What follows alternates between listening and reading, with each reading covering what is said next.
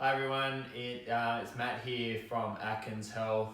We're super excited to be able to present to you on behalf of Exercise Right for their Exercise Right Week around the country to be able to promote the importance of exercise for people who have been diagnosed with Parkinson's, the benefits of exercise and a brief information around Parkinson's disease.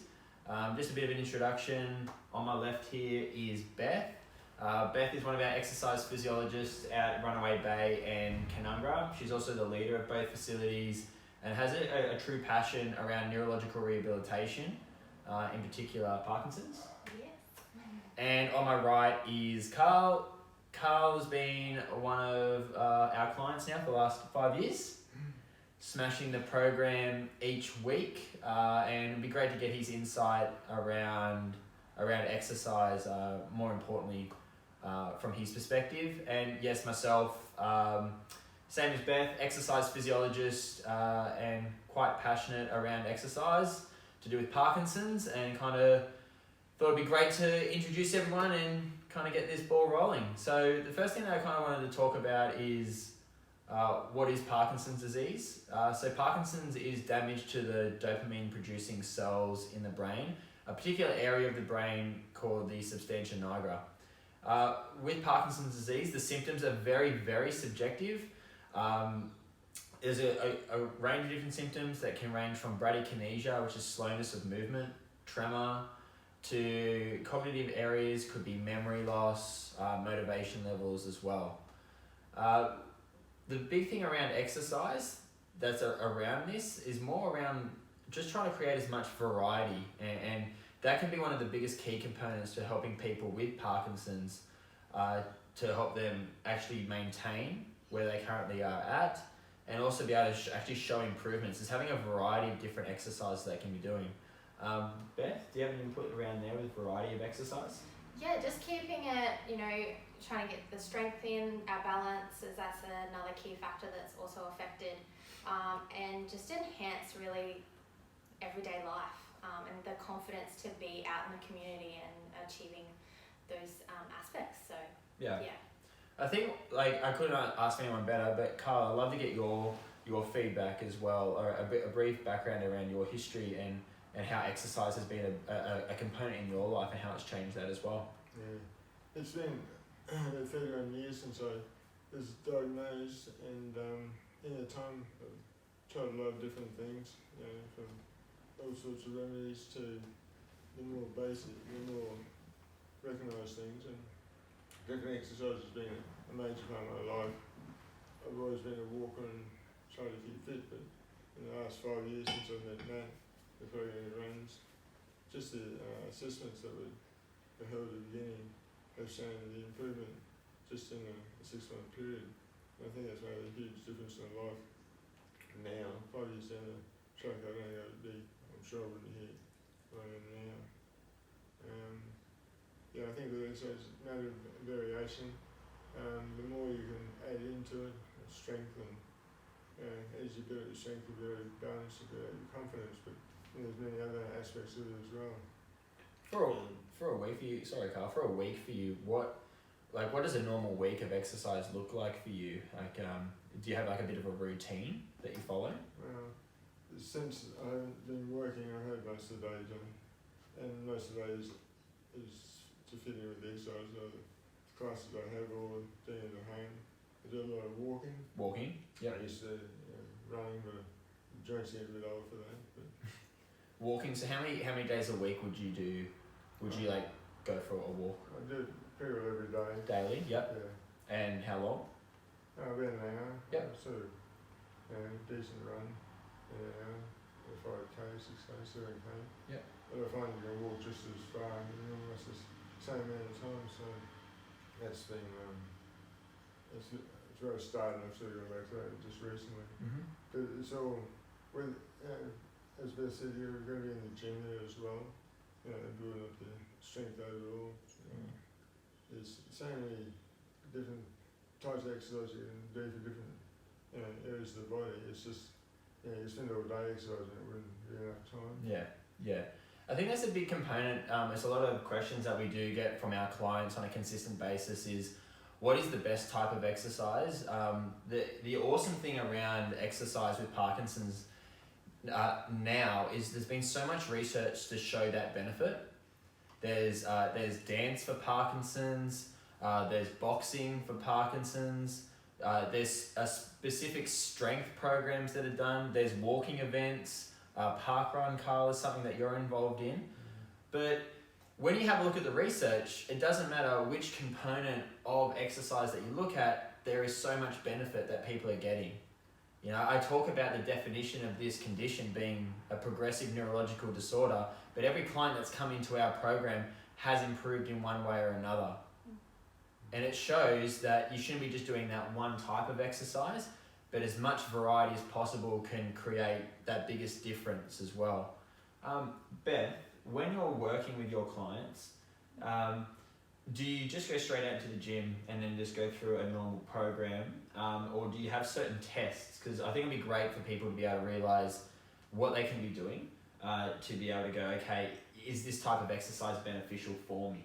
Yeah. Is there certain tests that I should be doing on day one before I start my exercise routine, and then be able to repeat that to see if I'm actually getting an improvement in that as well? Yeah, so we like to do pretty, not extensive testing, but we go through a whole battery of different things. So things like looking at people's balance, walking technique, how quickly and safely you can walk over a certain distance, and all of those things we take into account, and then we make sure it's individualized to that person, because each and every one of our clients that walks through the door with Parkinson's is completely different, whether that be they have really trouble with starting their gait, cycle, or walking out and about, to trouble with balance, to trouble with picking things up. So we always go through those different tests, and testing fine motor skills, and that affects how you write, and everything comes back to their everyday life. And so always doing those tests, and then going from there, then we go into a home exercise program, and then we go out into the gym and look at those things. So there's, you see us for an hour a week. There's so much other time during that week that you can be doing other things. So cool. So people at home watching, like if you went through like a bit of some summary tests that people could test out, it would be, say, like a fine motor skill test, like could be buttoning up a shirt. Maybe a 3 minute walk test, or a 6 minute walk test to see how far they could walk over a certain period of time, and be able to repeat that in a 5 to 10 week period. What other two? Maybe like a balance test. So you can start with your feet together, standing with feet together. And then if that's too easy, if you're getting over 30 seconds for that, moving into something like a tandem, so one foot in front of the other, like you're on a tightrope, testing each foot in front. And if that's way too easy, then you'd move into something like a single leg stand, something like that. Make sure you've got something around you to hold on to. Don't want any falls. What would be a goal for someone at home? It doesn't matter what stance that they're in, if they're feet together or one in front of the other or single leg. What would be like a number goal for them to be able to work on? Research suggests 20 seconds, but we like to go above and beyond and achieve 30. So have a crack at the 30, but if you're getting over that 20 or even achieving near that 20, it's an awesome start. I know, Carl, you love the fine motor skill testing as well. I've always loved those little pegs, and they always ring back in my head. Your voice, those pegs picking up. The left hand, One of the things that I really wanted to ask yourself, Carl, extremely appreciative for you to be able to come on and chat to us as well, is that when you were first diagnosed with Parkinson's to now, you've done 2 or 3 Gold Coast marathons. You run the park run every Saturday. You host. You're one of the leaders at the Helensvale support group for Parkinson's, which is the last Wednesday of each month. But how have your motivation levels changed from when you were first diagnosed to now? It's at the beginning I was in my mid-20s, so it was difficult, have a young family, have a job, and everything else that was going on. So it was a big change of life, and things went downhill slowly but gradually for the last 20-25 years, and just all the different medications that are available, and everyone has different symptoms, and they're in go through the medications. It's a matter of trying it. And then as time goes away, it can change it. And basically goes to the pump, which is the end of the line, except for surgery. So, but in that time, I had to go at work. That was a struggle in itself. I had to talk to the bosses a number of times and change things quite a few times to be able to keep continuing. But even 7 years ago, I got to the stage where I had to give up. Yeah. And since then, it's been focus has been to try and educate as many people as possible. There's 18,000 people in Queensland, and there's not that many going to the support group. So Yeah. there must be a lot of people that I get phone calls, I take the phone calls, and a lot of people just have no idea what to do, where to go, and you just start to talk to them for 5 minutes, and they just say, "Oh, it's great, I know there's someone out there." They just didn't realise it was there. There's so much work to be done in that area, and I think that's what I'm hoping to be able to do more and more of now, being part of the sport group, and even at this time when times are different, we're still being able to get online as we do the exercise, and it's just as effective. Yeah, no, that's awesome to hear. It's one of the biggest things of what I did want to discuss today as well with both of us here, is that we're talking about one of the key principles with exercise being variety, trying to do as much as possible and challenge the brain.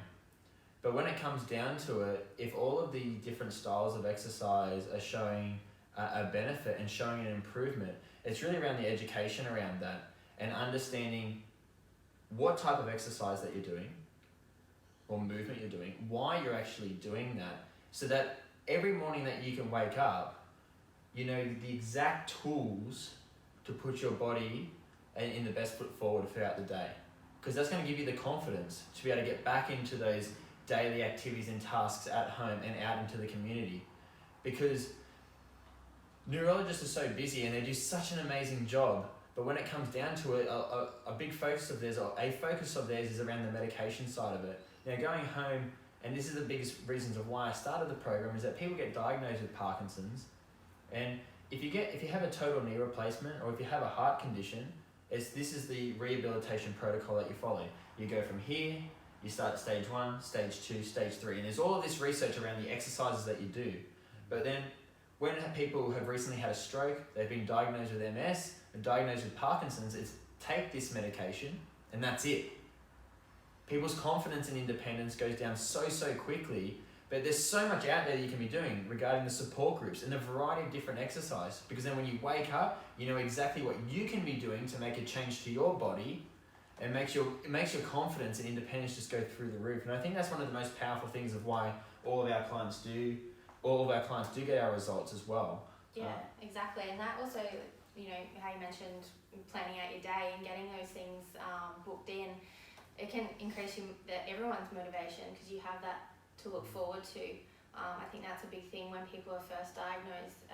As you mentioned, Carl, you sort of didn't know where to go, and that can really affect your everyday life and your motivation levels. But once you have that plan in place, then it helps, and you get into everything and get exercising, which is really good. Depression's a big problem with any sort of disease. At this time, there's a lot of people, and if you've got something you can focus on, something you plan your day, work things out, you know that there's some confidence you're going to go taking activities that you want to do, not miss out on a lot of things that other people often in the dark aren't sure what to do. Yeah, exactly. 100%.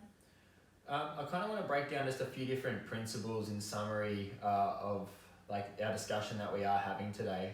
One of those principles that we have spoken about is variety. I'm going to put that to this side at the moment, but what Carl's mentioning and what all of our clients do to really make a benefit in your life with exercise is consistency, is being able to make sure that you're consistent with your exercise sessions, okay? And what I mean by that is, you're hearing with Carl right now, is that he does our group program on a Thursday. He does that consistently. He's walking every day, and he has the routine that he enjoys and that he's passionate about, but it's a routine that he follows. There may be days that he might, where we're all lacking a little bit of energy, but we still go out and do our exercise, but we might just reduce that duration by a little bit, but we stay consistent with our exercise and we stay compliant with that. Do you want to talk about progression and technique as well? Yeah, so it's really important that we all progress throughout our exercises. If you're not achieving and getting better, then you're just going to be sitting like this. So normally what happens is we sort of go to an uphill climb and then we sort of have a bit of a plateau, and that's normally when we do our And that's where we retesting. come in and push you. Yeah. But And push. yeah, so but one of the main factors of doing an exercise program is having that reassessment so that we can see how everything's going, and then we go, okay, this is too easy now, we can keep pushing and progress, whether that be different exercises, increasing weights for strength exercises, or there's a lot of different things that you can do to keep progressing. Yeah, but constantly just going Nudging. above that line and pushing forward. Just constantly nudging forward, Yeah. hitting that gate forward constantly, so it's important. Before Beth speaks about technique as well, one thing I want to add is that it's very important, if you have been diagnosed with Parkinson's, that there's a lot of different other secondary symptoms. You'll be central rigidity, and there's a lot of stiffness in the back, commonly in the neck and commonly in the lower back, and you do need to take that into account. So we have spoken about consistency, about compliance with our exercises, about progressing, but the last one is technique, and it's quite important when it comes to sitting down with your team, your professionals, your exercise physiologists, and looking at the right program and the right exercises too. Yeah, definitely. Technique is one of the most important things, as for the other, all of the other things we say are super important, the 4 things. But if you're not doing something correctly, you're not getting the correct neural patterning happening for your muscles and whatnot. So that's where we come into play, and we're going to be eagle eye in to try and make sure that you are achieving that correct technique and getting the best out of each and every one of the exercises possible. Yep. Is there anything else that you want to add to that one? No, that's probably the main thing, is just that making sure that you do have someone around you. If you are at home, have your partner or a friend have a look at your technique, but it'd be better to have that professional there, just to ensure your technique is perfect, just for safety side of it, especially when you're first starting out and getting into a new style of exercise as well. The big thing around all of this, we're talking about exercise in general, of why it is so beneficial for people that have been diagnosed with Parkinson's, is what we talk about is that neuroplasticity. Now, neuroplasticity is that really fancy word. Essentially, they discuss it as like a rewiring of the brain. The way I like to discuss that is, if you think about it from where you're currently living right now, the one place that you always drive to could be the shopping centre. When you drive into the shopping centre, you'll probably take a particular path to get there on the roads, which is the quickest way to get there, and you always go that way because it's the most efficient way to do that. Now, when we're born, we learn how to crawl, we learn how to walk, we learn how to talk, and we're taking particular pathways in the brain to perform that particular skill. Now, when you drive into the shops, if there's a traffic jam, if there's a roadblock, it doesn't mean you don't go to the shops. Probably from where you live, there's 10 to 100 different back streets you can go to still get to that same shopping centre. And it's no different when it comes to the brain. Now, unfortunately, with Parkinson's, we have damage to the dopamine-producing cells. Now, certain pathways that are in our brain to perform skills, they involve our balance, they involve our walking, they involve our fine, crisp motor movement, can become damaged. And with our exercises, that's what we're doing. We want to test, find where those weaknesses are, and then we challenge them and we progress them to create those new pathways in the brain to perform those skills. And I know Carl will say, Carl, we've been working together for 5 years now, and we've made some incredible improvements over that time. Definitely have. I wouldn't have believed I can do what I can do now, or things I can do that I couldn't even do before. Yeah. I've gone beyond where I was. I was never a runner as a child, but I've never run further than I've ever run before. Though as a joint skill, I'd have to slow down. But the program initially was you put in place, and you could see right away at the first 6 months there was an improvement, and then year after year after year there's still improvements. And the fact that the disease is deteriorating, is still improving. And it was incredible to watch. It's motivating to continue going for 5 years and beyond. Because I've seen others in their 90s doing the same sort of thing. And it's just having a goal, having a focus, and continuing to push what you believe is best for your body. help you. The last two things I really wanted to talk about, and I'll let Beth touch on the second one, is dual tasking. But before I do, I just want to talk about, if you're looking at this right now, and you have just recently been diagnosed, or it's a little bit later on, 10 years, it doesn't matter what stage of the condition, you can always start getting into an exercise program, because it is so powerful for your mentality and for your physical body as well. You just got to find the right program that works for you. So the common question is like, I can't exercise now, I was diagnosed 20 years ago, and that's not true. You can always start a new program, and it doesn't matter what stage of the condition. And you can always go to support groups and find out the information of what you have access to in your local community to see what's going on. But one of the major principles of exercise, we spoke about walking, we've briefly touched on, we do some strength training and that as well, but there is like a style of exercise that's become quite popular in the research avenue in the last 5 to 10 years, and that's around dual tasking exercises. And I just thought, Beth, if you just want to quickly touch on that, that would be great. Yeah, definitely. So a dual tasking exercise is doing two things at once. So a common one that we do all the time in our program is the classic balance and passing a ball around the body.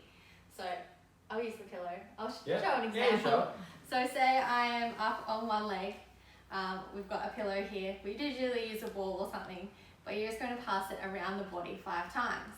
Now before passing this around the body, normally what happens is people get pretty unsteady and off balance, but as soon as you trick the brain into focusing on something else, like a pillow, you can balance there for quite a long time. So it's a good way to progress something so simple as balance and really get the brain thinking and doing those two things at once. Yeah, it's quite it's a really complicated area, but when it comes to dual tasking, it's being able to provide a motor skill and a cognitive skill at the same time, or 2 motor skills to really challenge the body. Now, it comes to exactly how Beth's saying, it comes to like you're balancing on one leg, or you're balancing in tandem position, and it can be quite uncomfortable, but as soon as you add that secondary task, it can become easier. But in the complete opposite of that, for example, we have clients where they're walking fine and we add that cognitive task in, or we challenge with a secondary task with throwing a ball as we're walking, and that primary task of walking slows down, or the feet become shuffled. And there's no difference with that in our everyday life activities. People have issues when they're at home with their balance, when they're thinking about doing two or three things around the home, and we've all done that. But it's around that dual tasking. So the more that we can practice that, the more capable that we become with it as well. Yeah, the more confident you become walking out in the community with, say, with your family. If someone's talking to you, you're not going to be more concerned about what your feet are doing. You've got that ability to, and confidence in yourself then as well, which is the awesome thing that we see. Sweet. I kind of really summarises everything up that I wanted to discuss with everyone today. Thank you so much for listening in as well. Beth, Carl, is there anything that you wanted to add at all? All sorted. Good. Carl? That's fair enough, isn't it? Yeah? Thanks for watching. If you do have any questions, please just touch base in the comments below, or contact us directly. My email is matthew2ts@atkinshealth.com.au, or go to our Atkins Health website and our contact details are there. Thank you very much. Cheers. Thank you. Bye.